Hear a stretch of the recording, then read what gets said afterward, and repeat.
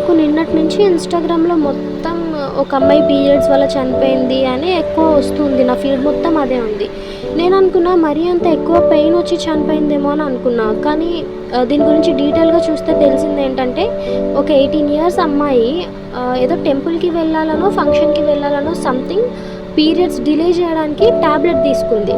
దానివల్ల డీవీటీ అనే సిట్యుయేషన్ వచ్చి డీప్ వెయిన్ థ్రోంబోసిస్ అని చనిపోయింది అనమాట ఆ సిట్యుయేషన్ వల్ల.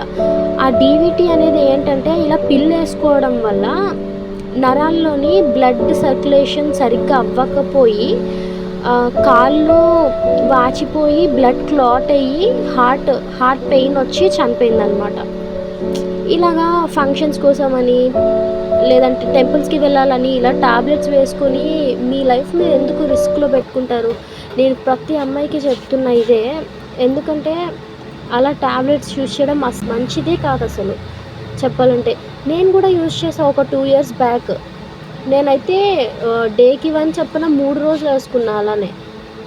థాంక్ గాడ్ నాకైతే ఏం కాలేదు గానీ, ఎందుకు వద్దు ఇలాంటివి వేసుకోవద్దు అసలు. చూసారు కదా ఎంత ప్రమాదం అనేది ఇప్పుడు తెలిసింది కదా! ఆ టాబ్లెట్ వేసుకోవడం వల్ల అమ్మాయి చనిపోయింది అంటే చూడండి ఇంకా. మీ ఫ్రెండ్స్ అందరికీ షేర్ చేయండి ఈ వీడియోని. అబ్బాయిలైతే మీ చెల్లికో, మీ అక్కకో, మీ అమ్మకో ఎవరొకరికి షేర్ చేయండి.